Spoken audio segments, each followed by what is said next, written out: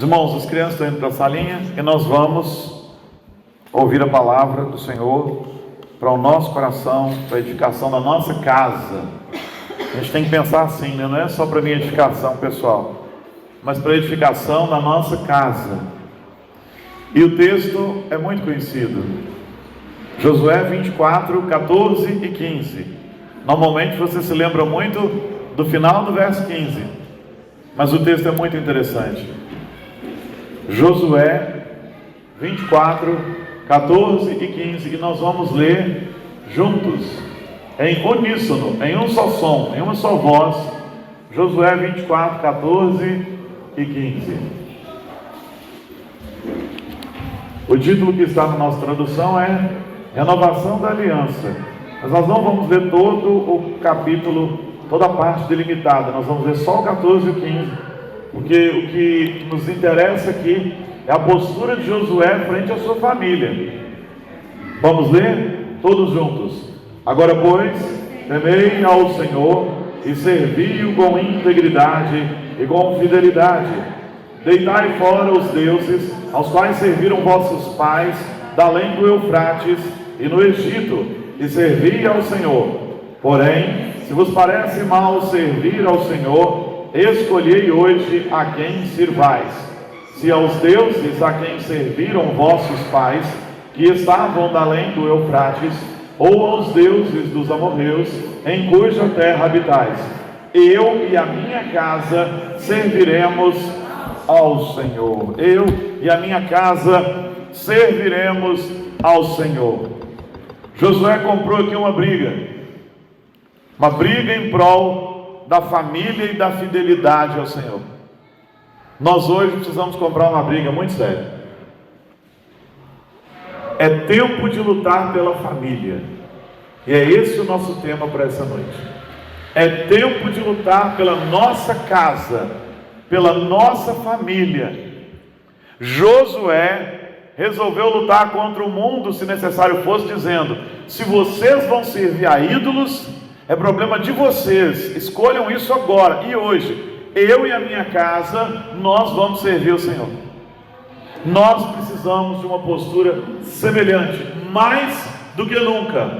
Muitas vezes nós ouvimos sermões nesse texto, mas mais do que nunca agora precisamos tomar uma posição pela família tradicional, judaico-cristã, bíblica, da perspectiva de Deus. Porque ela tem sido atacada. Há loucos que dizem que nós temos que tirar toda a influência judaico-cristã da sociedade. Isso é absolutamente ridículo. Se conseguíssemos tirar toda a influência judaico-cristã da sociedade ocidental ou do mundo, sobraria nada, só o caos. Porque mesmo os muçulmanos, gostando ou não, lá atrás, eles têm a mesma base dos judeus, porque eles prezam pelo Pentateuco, pelos livros da lei, eles prezam por Moisés. Muitos dos princípios que budistas e essas pessoas pregam estão estribados em amor, que na verdade foi ensinado por Jesus, porque os 10 mandamentos são resumidos nisto.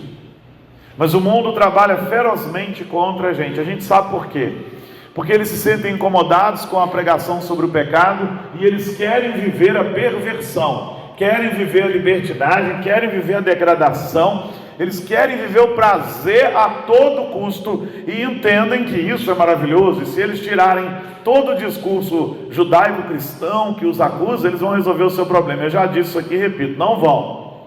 O coração vai continuar arrebentado, e eles vão cada vez mais procurar nos vícios, na bebida, nas drogas, nas anestesias, na yoga. Antigamente chamava yoga, agora começaram a dizer que é yoga. Faz diferença nenhuma, qualquer que seja o nome, qualquer que seja a entonação do O ali, da sílaba, não faz diferença. A yoga só nos faz o seguinte, nos faz nos esvaziarmos e ficarmos esvaziados por um tempo. Mas quando a gente sai dela, a gente tem uma sensação momentânea de tranquilidade e paz, mas os problemas vão se avolumando de novo, e nada disso resolve.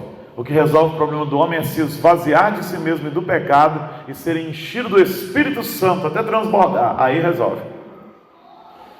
Temos uma estrutura familiar que nos mantém firmes, que é um homem deixa seu pai e sua mãe e se une à sua mulher, e os dois se tornam uma só carne.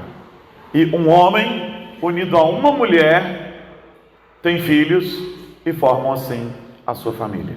Não tem outra família, ainda que o mundo esteja pregando outras. Precisamos lutar pela nossa família, que é composta por um homem e uma mulher. Isso é um casal. Casal é aquilo que se casa. Casal é aquilo que se encaixa. Casal é aquilo que foi produzido para se encaixar perfeitamente e se complementar. Dois homens não fazem isso, duas mulheres também não fazem. Dois homens nunca serão um casal, serão um par. Só um par de homens. Duas mulheres nunca serão um casal, serão um par de mulheres. Um casal é um homem e uma mulher que se casam, que se encaixam, que são feitos, biologicamente feitos, cuidadosamente feitos pelo Senhor para ser assim. E eles têm filhos. Biologicamente, só um homem ou uma mulher tem filhos. Pode brigar todo mundo do jeito que quiser. E assim eles formam uma família. Isto é a perspectiva de Deus. Quando Deus dá conselhos ao casal, Ele fala por boca de Paulo, de Pedro, fala aos maridos, às esposas, aos pais, o marido e a mulher, e aos filhos. Isso é família. É por isso que a gente tem que brigar. Eu gosto de alguns slogans muito bons sobre família. O primeiro deles diz que não existe família perfeita, mas não existe nada melhor do que a família. É um bom slogan, não é meu, mas é bom. Não existe família perfeita por causa do pecado, mas se nós tirarmos a família, não sobra nada. Todos os aconselhamentos que eu tenho dado a adolescentes nas escolas, todos os mais complicados, só tem um diagnóstico: família desestruturada. Ou falta pai, ou falta mãe, ou faltam os dois. Ou é o avô que está criando, ou é a avó que está criando, ou ninguém está criando. O problema é familiar.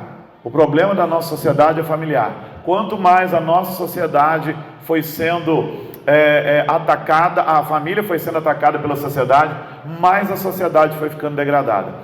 Existe uma pesquisa do Banco Interamericano de Desenvolvimento, pesquisa publicada pelo pessoal do Brasil Paralelo, que prova que à medida em que a Globo foi entrando nas cidades, aquelas cidades registravam um aumento de divórcios.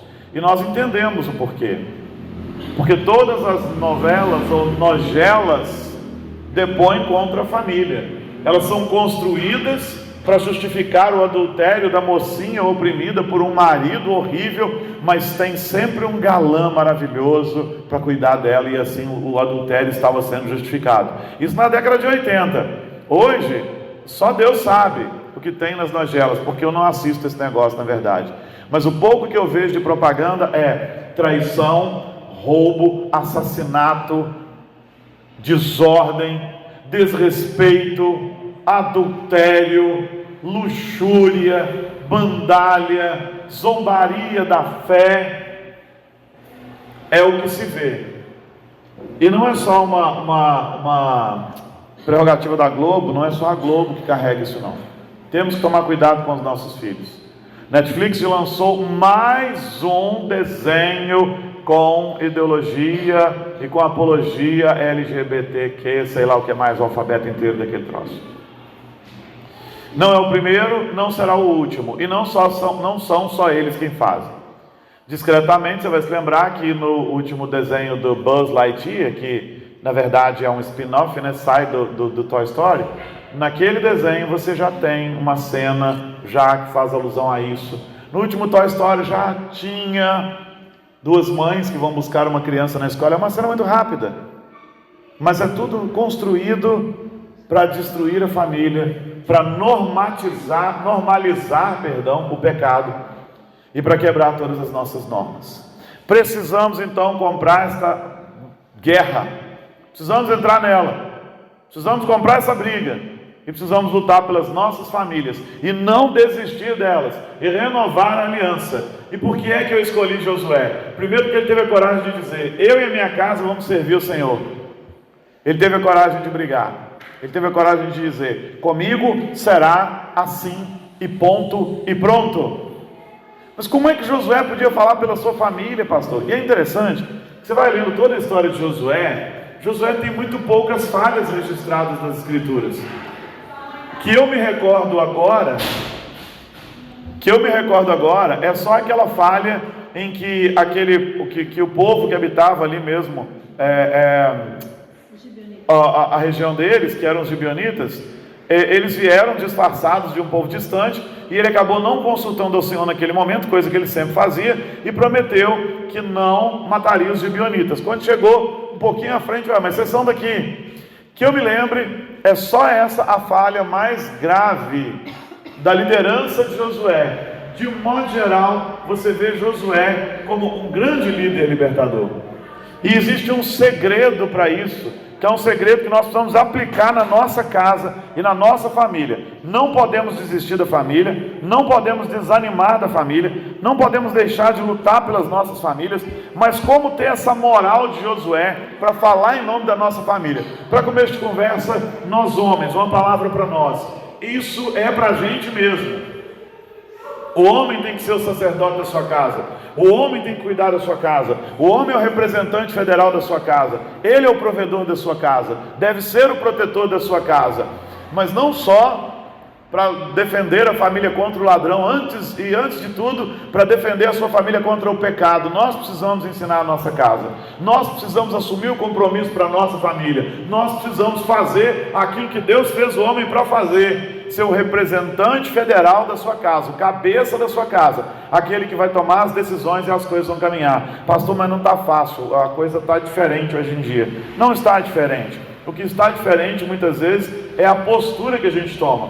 Contaminados pelo pecado, que tem tantas vertentes, então contaminados por ideologias feministas, contagiados por ideologias liberais, nós vamos deixando de cumprir o nosso papel. Um homem deixa de ser homem porque o mundo está dizendo que ele precisa ser um pouco mais delicado. E o homem deixa de assumir suas responsabilidades porque o feminismo diz que as mulheres têm que ocupar todos os espaços. E o sujeito, já tomado pelo pecado que nós somos, né? Assim, de um modo geral, ele acha bom, tá bom, ele quer fazer, faz. Mas não pode ser assim. Nós precisamos lutar contra essa tendência pecaminosa de encostar.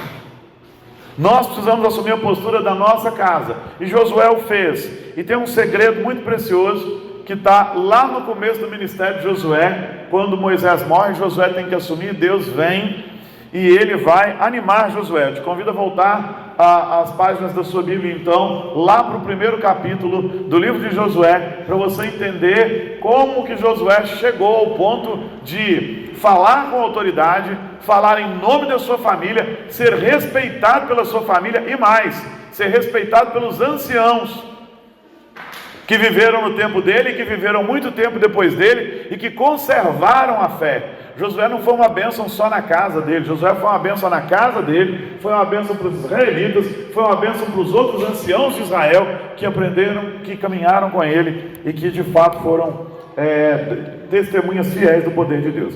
Lá em Josué, no capítulo 1, nós vemos um segredo especial da vida de Josué. Deus falando para eles assim: tão somente ser forte e muito corajoso. É o 7, depois o 8, perdão. Tão somente Deus falando com eles: ser forte e muito corajoso. Para quê? Para que ele tinha que ser forte e corajoso?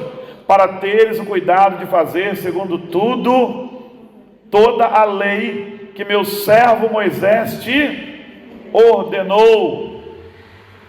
Primeiro segredo de Josué ele edificou sua casa, discipulou a sua casa, porque antes de tudo ele foi um bom discípulo. Ele foi um bom discípulo e nós precisamos aprender isso. Josué foi um excelente discípulo de Moisés. Josué aprendeu com Moisés. Josué conhecia as leis que o Senhor tinha passado para Moisés. E como moço de Moisés, diferente, por exemplo, de Geazi, nós não vemos deslizes de Josué. Ele estava pronto para ouvir de Moisés, para caminhar com Moisés, para servir a Moisés. E ele foi um grande discípulo de Moisés. Um grande discípulo de Moisés. O que fez dele depois um grande discipulador. Quantas vezes a gente cai nisso, né? Não somos grandes discípulos de nossos pais, não somos grandes discípulos dos mais velhos, não os ouvimos, só ouvimos depois, quando dizemos assim: eu tinha que ter ouvido aquilo naquela época, se eu tivesse ouvido lá atrás. A primeira coisa é, para sermos grandes discipuladores, precisamos ser grandes discípulos, gente disposta a aprender, como Josué estava disposto a aprender. O ministério de Josué, da nossa perspectiva moderna, ele começa muito tarde, porque quando Moisés sai do Egito, Josué já era o seu moço, então ele já era um jovem, e ele ainda roda 40 anos no deserto ali com Moisés. O seu ministério começa num tempo em que a maioria de nós está querendo aposentar. Já fiz 60 e poucos anos, estou precisando aposentar. Foi justamente aí, quando a maioria aqui está querendo aposentar, que começou o ministério de Josué. E ele era um grande discípulo. Precisamos ser grandes discípulos para fazermos grandes discípulos depois. Precisamos poder contar aos nossos filhos aquilo que nós aprendemos, como diz o Salmo: o que ouvimos, o que aprendemos, o que nos contaram nossos pais, não encobriremos aos nossos filhos, contaremos às vindouras gerações dos louvores do Senhor, do seu poder e das maravilhas que Ele fez. Como que a gente vai contar se a gente não aprende? Você quer que sua família seja uma bênção, mas você sabe contar o que da palavra de Deus para o seu filho? Sabe contar o que do poder de Deus para o seu filho? Sabe por que eu gosto de ler? Porque eu tinha uma mãe que lia. Ela lia e ela me dava livros. Eu aprendi a ler. A gente vendia livros, e a gente via que o segmento que a gente mais vendia era livro infantil. Todo pai queria que seu filho lesse, então comprava o livrinho: toma meu filho, você lê. Mas aquele filho normalmente nunca nem via seu pai ler. A maioria dos pais não lia com os seus filhos. Como que você vai ensinar para alguém alguma coisa que você mesmo não faz? Como que você vai ensinar a santidade para o seu filho se você não busca?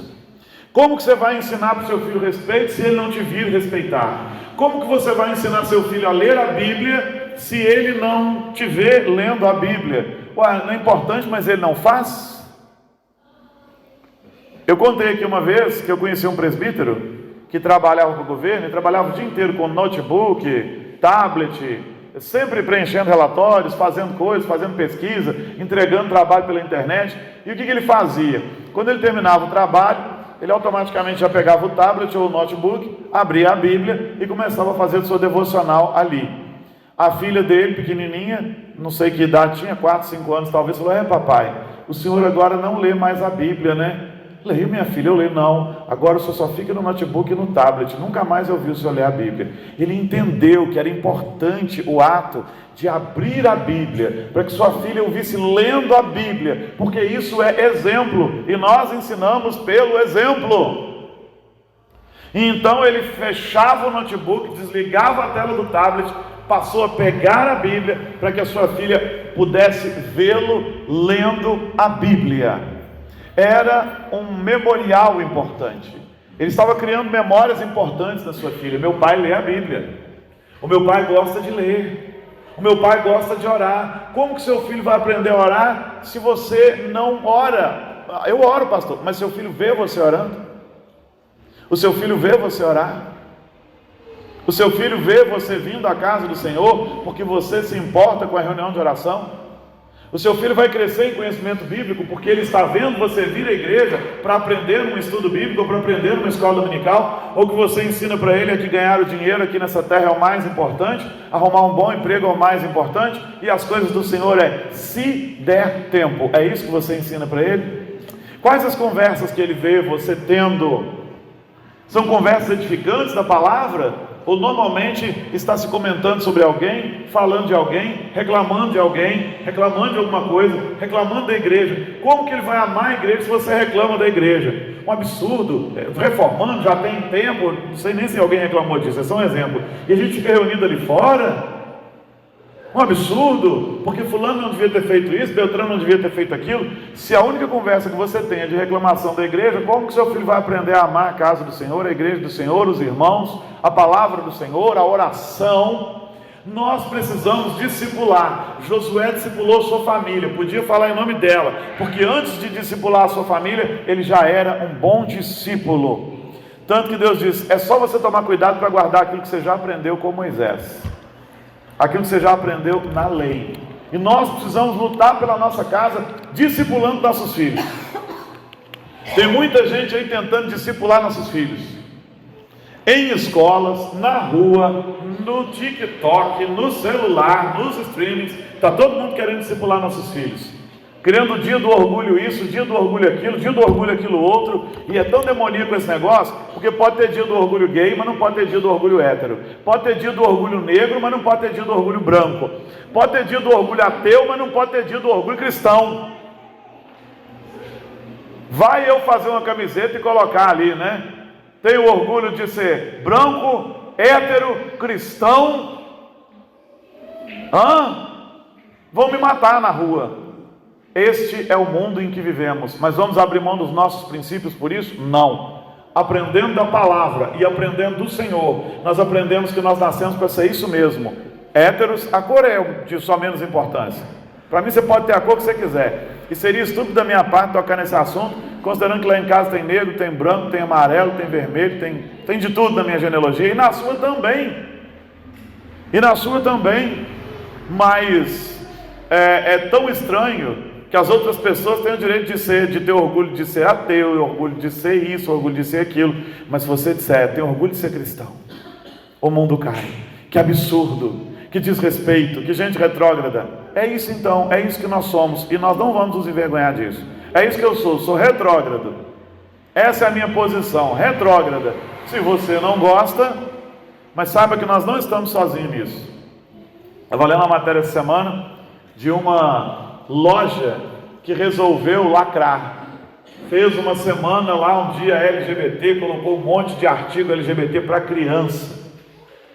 Perdeu 90 milhões de dólares em uma semana, porque o povo boicotou, ficou bravo, achou um absurdo aquilo tudo de sexualização das crianças. 90 milhões de dólares em uma semana. Glória a Deus. Tem mais gente que pensa como a gente nesse mundo. Eles estão encolhidos às vezes, estão escondidos, estão sendo silenciados, estão sendo banidos das redes sociais, mas não importa, tem muita gente como a gente. A gente está com síndrome de Elias, pensando, Senhor, mataram todos os profetas e só eu fiquei. Era verdade? Quantos profetas o Senhor tinha conservado com vida, você sabe? 7.000 a mais. Tem mais 7.000 por aí, para cada um de nós.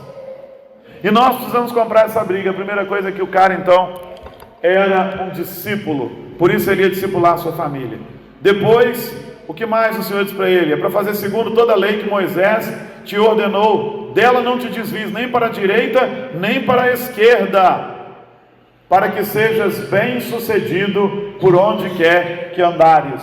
Então Josué aprendeu a não se desviar nem para a direita, nem para a esquerda, mas ficar com a palavra. Precisamos aprender a ser exatamente assim. Precisamos aprender a ser exatamente desta maneira, bem definidos, nem para a esquerda, nem para a direita, travados no alvo. O sim deve ser sim, e o não deve ser não. Então, além de ser discípulos, nós precisamos ter postura na família. Postura, esta é a nossa palavra, é nisso que nós cremos, é isso que nós confessamos. Nós presbiterianos, aos poucos, se não tomarmos cuidado, vamos perder uma das nossas marcas mais preciosas, que é a marca da confessionalidade. O presbiteriano, de um modo geral, historicamente até hoje, esperamos que continue, que mesmo os movimentos que se levantam contra, eles sejam esquecidos. A nossa marca é a da confessionalidade. Nós temos uma confissão de fé que a gente subscreve, a gente diz, eu concordo com isso. Nós temos um catecismo que a gente subscreve e diz assim, eu concordo com isso. Ué, pastor, eu não conheço, então está na hora. Se você precisar, eu te mostro onde você pode fazer download, tem em PDF, tem aplicativo, e nós podemos comprar também e trazer para você. As nossas crianças já estão recebendo o meu primeiro catecismo de doutrina, e muitos pais não ensinam. Você precisa ensinar porque nós somos confessionais. Os maiorzinhos têm o breve catecismo, e a gente tem falado do breve catecismo aqui. Por quê? Porque nós somos uma denominação confessional. A nossa confissão de fé define para que lado a gente vai caminhar. O material de discipulado que a gente está usando na quarta-feira, discipulando os irmãos para que eles possam discipular, ele abre e na sua introdução ele diz assim: este material parte da nossa confissão, que é: eu creio na existência de um Deus trino, que é Pai, Filho e Espírito Santo, e ali está descrito tudo aquilo em que nós cremos. Se a pessoa quiser caminhar com a gente nisso, tudo bem. Se não quiser, nós não podemos obrigar, mas é isso que a gente faz. E o mundo está trabalhando para quebrar a nossa confessionalidade. Não, você não crê bem assim. Não, vocês não podem ser radicais assim. Mas a Bíblia não muda aquilo que ela disse, ela continua mantendo. A Bíblia não deve e não precisa ser atualizada, como disse aí um pastor que perdeu Nós continuamos a crer como sempre cremos. Então, além de ser bons discípulos, precisamos ter postura. Cremos assim, pronto. Cremos desta maneira. Cremos na família tradicional. Cremos nos valores conservadores da família. Cremos na palavra de Deus. Cremos num Deus Criador que rege todas as coisas. Não é meu corpo e minhas regras. O corpo é do Senhor. Eu todo sou do Senhor. Corpo, alma do Senhor. E as regras são dele. As regras são dele. Engraçado que o meu corpo e minhas regras só vale para aborto, né? Quando chegou a época de tomar vacina, não, agora é seu corpo, sua regra, não. Agora todo mundo toma essa vacina aí, senão você não vai fazer mais nada. Espera aí, mas não é meu corpo, minhas regras? Então não é meu corpo, minhas regras, porque quando é conveniente não é assim. E não é mesmo meu corpo, minhas regras. O corpo que eu tenho é do Senhor, foi Ele que me deu. A vida que eu tenho é do Senhor, foi Ele que me deu. O espírito que eu tenho é do Senhor, foi Ele quem me deu, Ele me concedeu, Ele me criou. Então, as regras são dele, e eu não tenho problema com isso. Ele é Deus e eu não sou. Eu preciso ter postura, você precisa ter postura, precisa ter a coragem de dizer: eu creio assim. Você concorda com a minha postura? Não, eu concordo com a palavra. Você concorda que uma família pode ser formada de qualquer jeito? Não, uma família é composta por marido, mulher e filhos. É claro que algumas famílias podem ter vivido a experiência da separação, infelizmente. Aí você tem uma família reduzida, que muitas vezes é mãe e filhos, ou pai e filhos. Às vezes acontecem fatalidades, como aconteceu na minha vida, que eu fiquei sem pai, sem mãe. Fui criado pelos avós, mas não porque a minha mãe fosse preguiçosa, que recebe Bolsa Família e empurra o filho nos pais. É porque minha mãe morreu e o meu pai não estava mais conosco. Então meus avós nos criaram, eles são a minha família. Eu entendo isso, mas fora essas excepcionalidades que a gente não controla e que Deus controla, precisamos lutar pela família tradicional. Precisamos ter postura. Precisamos ser bons discípulos. Precisamos ter postura. E qual foi o outro segredo precioso de Josué? O Senhor continua falando com ele: não cesses de falar desse livro da lei, antes medita nele de dia e de noite, para que tenhas cuidado de fazer segundo tudo quanto nele está escrito. Então farás prosperar o teu caminho e serás bem sucedido. Bom, aqui tem promessa demais, mas o que eu tenho que entender é o seguinte: eu preciso ser bíblico, eu preciso ser discípulo, preciso ter postura e preciso ser bíblico. A minha comida é Bíblia, a minha bebida é Bíblia. Eu acordo pensando em Bíblia, eu durmo pensando em Bíblia, eu vivo pensando em Bíblia. O que rege a minha vida deve ser Bíblia. As minhas decisões devem ser pautadas pela Bíblia. Não cesse não só de meditar, mas de falar. Compartilhe Bíblia. Se você compartilha qualquer outra coisa e não compartilha a Bíblia nem em casa, por que você acha que seu filho, seu neto, seu vizinho vão entender que a Bíblia é importante? Não é. Muitas vezes a Bíblia parece ser algo para ser discutido só neste ambiente aqui, e não é.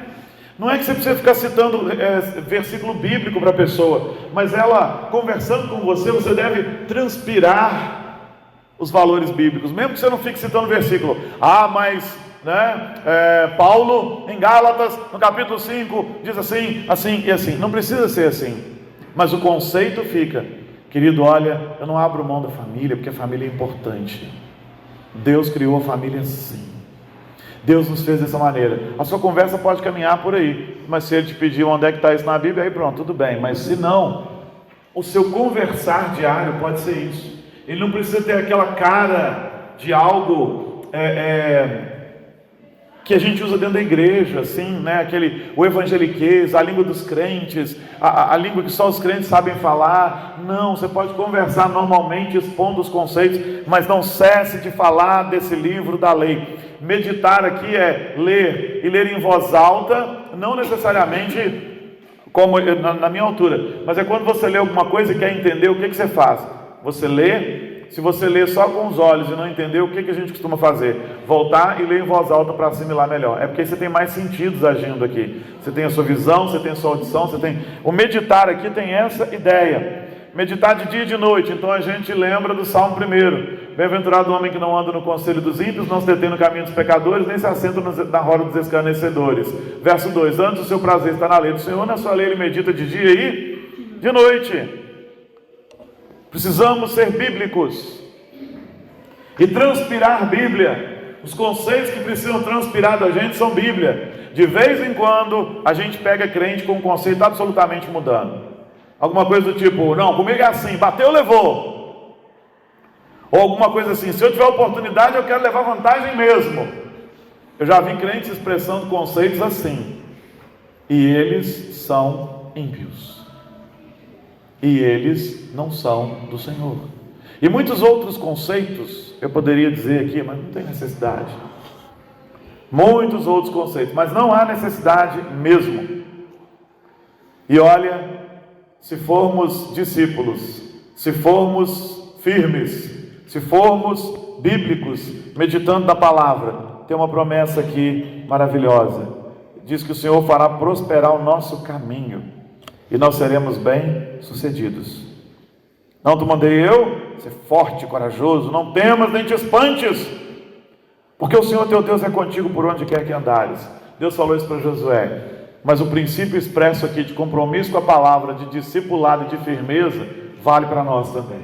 O Senhor vai nos fazer prosperar se nós tivermos essas posturas, e Ele estará conosco, e isso nos habilitará para com firmeza dizermos como Josué, eu e a minha casa serviremos ao Senhor. Isso aqui já está decidido.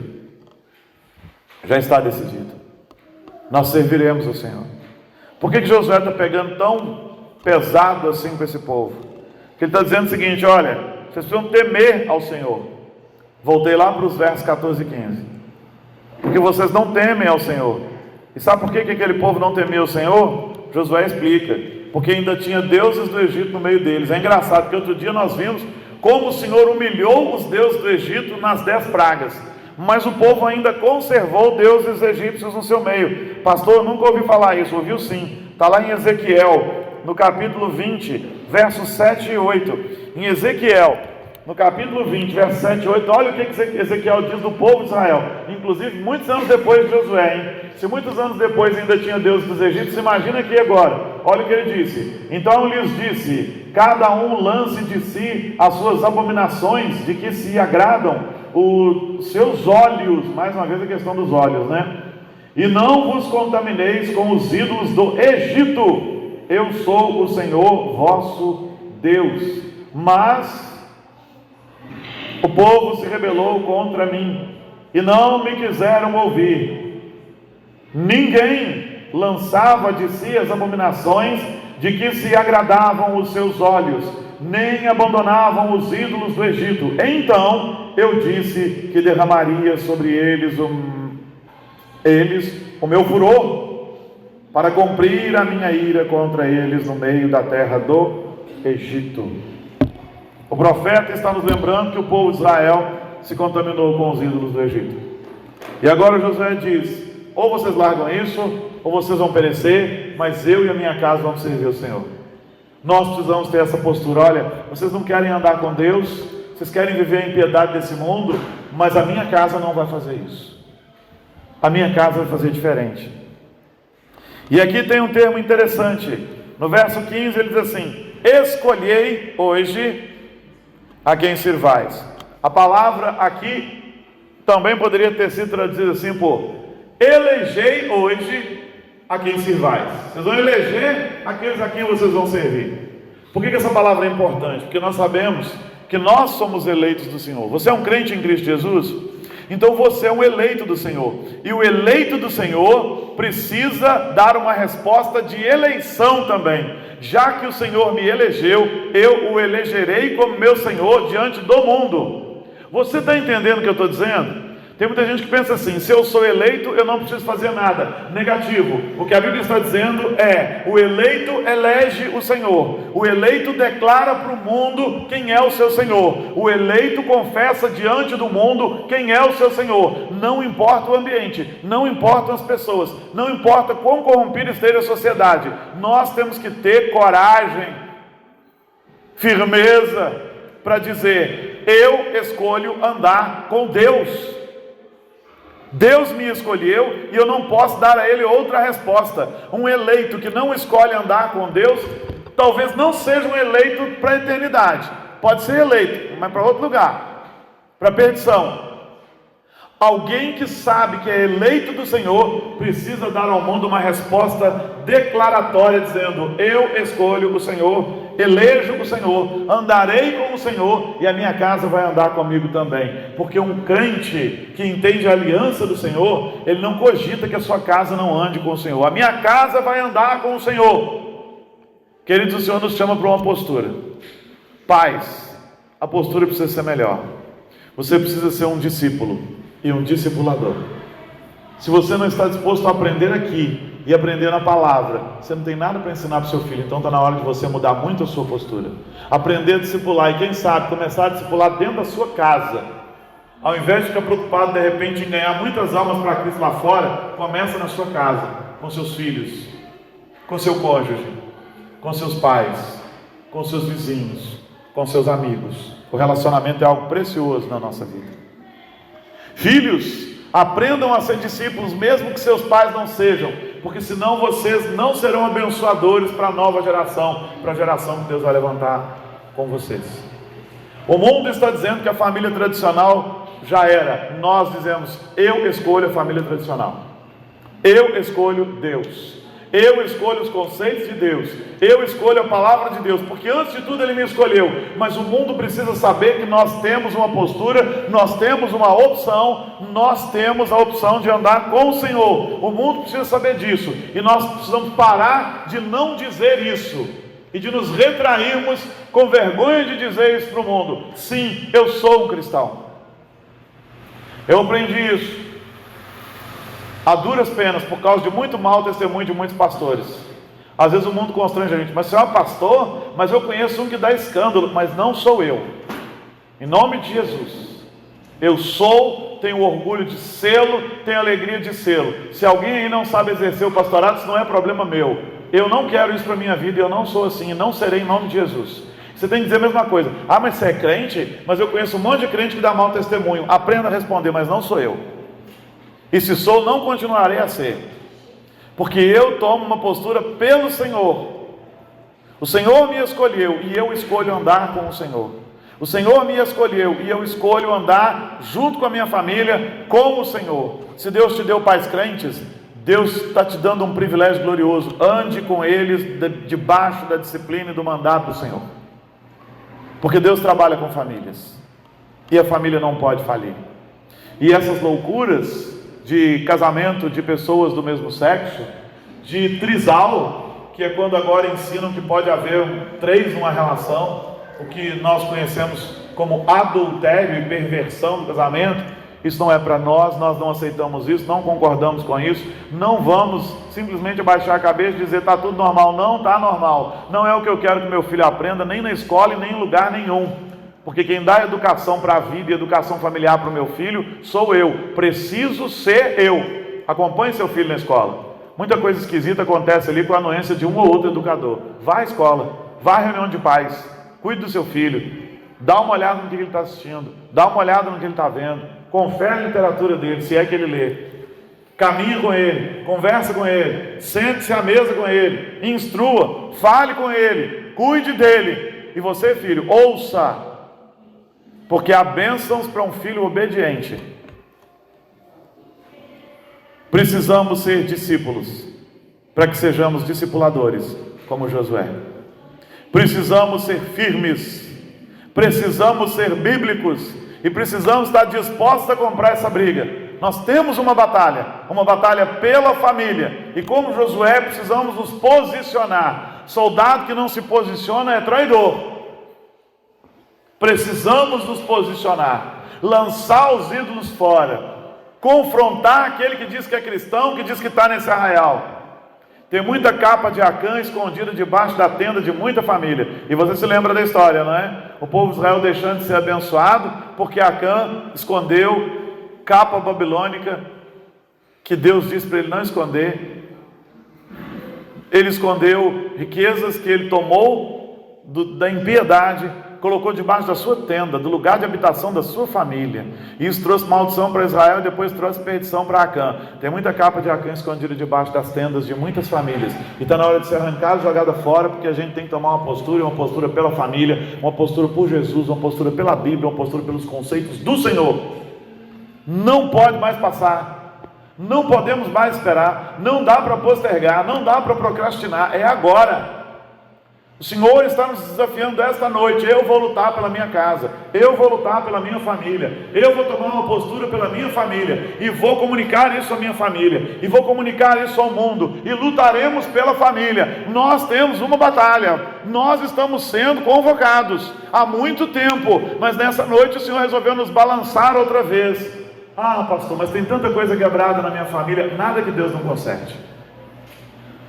A família de Jacó foi uma família quebrada, mas quando a história de Jacó termina, tudo está no seu lugar. A esposa, que era esposa de verdade, teve o seu lugar restituído. Os filhos que haviam se perdido foram reunidos, e o fim da vida de Jacó foi um fim de restauração da família. Não tem família que esteja tão quebrada que Deus não seja poderoso para reconstituir. Mas tome uma postura, eleja o Senhor para a sua casa. Davi arruma sua casa antes de morrer. O Senhor, depois de ter visto tanta coisa louca acontecer dentro da família de Davi, traz restauração sobre a família de Davi e abençoa Salomão por amor a Davi. Não existe família que Deus não possa endireitar. Não existe crise que Deus não possa corrigir. Não existe problema que seja maior do que o Deus infinito a quem servimos. Está na hora de colocar a sua família nas mãos do Senhor. Está na hora de lutarmos pelas nossas famílias e pela família. Está na hora de sermos como Josué, gente de postura. Gente de postura. Esse ano, eu faço 25 anos de ministério no fim do ano. Eu fui ordenado em dezembro de 1998. Eu já havia pregado esse sermão no tempo de seminário, mas a primeira vez que eu preguei esse sermão depois de ordenado, foi num tempo em que eu estava muito irado com um povo que dava mau testemunho. Dava mau testemunho. Eles tinham um ídolo chamado política. E cada um abraçava o seu ídolo partidário e dava escândalo. De tal maneira que foi uma das vezes, talvez a vez que eu preguei com ira. Mas entendo que foi uma ira e uma indignação santa, dizendo para a igreja, volte para o seu lugar. E eu quero te dizer que muitos não ouviram. E eu conheço a história dessa igreja agora, 20 e tantos anos depois, 24, 23 anos depois. E os filhos daqueles que não abandonaram seus ídolos estão se perdendo e perdidos, porque não ouviram um chamado urgente por boca de Josué: escolha a quem servir. Eles não fizeram isso, e os filhos têm se perdido, e aquela nova geração, filhos daqueles homens, estão se perdendo. Nós não vamos fazer assim. Não será assim nessa casa, a Simonton. Não será assim nessa noite. E não será assim na sua casa. Toma uma postura agora. Resolva ser discípulo. Resolva ser um discipulador da sua casa. Resolva, querido, em nome de Jesus, ser firme, com postura. Resolva ler a palavra.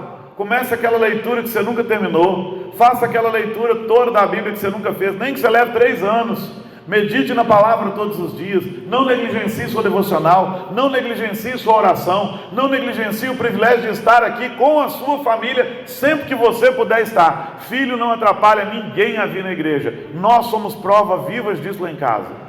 As meninas nunca nos atrapalharam a vir para a igreja. E normalmente eu estava aqui na frente e a Giane lutando com as meninas lá no banco. Mas não era uma luta muito grande, não. As meninas sempre estiveram na casa do Senhor. Muitas vezes doentes. Eu chegava e dizia: Giane, pode ficar em casa, fica com as meninas. Fulano está passando mal, fica aí com ela. E a que estava passando mal levantava e falava: eu quero ir para a igreja. E ia para a igreja com febre mesmo, quando pequenas, quando bebês. Um filho não atrapalha ninguém a estar na casa do Senhor, se você quiser mesmo estar na casa do Senhor. Um filho não é motivo para não estarmos aqui. Um filho nunca atrapalhou um pai a estar na casa do Senhor. O pai que usa esse argumento está semeando algo muito ruim na sua casa e na sua família. Filhos são uma bênção. Se ensinados aqui, virão aqui com alegria. E nós precisamos crer nisso. E nós precisamos colocar a nossa casa diante do Senhor agora. Eu tenho certeza que enquanto estamos aqui, eu falando e você ouvindo, o Espírito Santo está falando da sua casa com você, está falando da sua casa no seu coração. E é por isso que nós vamos colocar as famílias no altar do Senhor. Eu queria que um diácono chamasse o pessoal lá do cultinho. Eu quero orar pela família, e a nossa irmã que está no cultinho não vai ficar fora disso, e nossas crianças também não. Eu quero que nós nos ajuntemos enquanto família. Eu sei que a Radassa está passando mal, está com febre e tudo mais, a tia está aqui, e eu quero chamá-las para ficar junto da Giane aqui. E eu quero que você se junte com a sua família. É o Odaí junto com a Rosene, o Rafael junto com a Samila. E como o Presley disse ali, os gêmeos, juntando as famílias, nós vamos orar pelas famílias.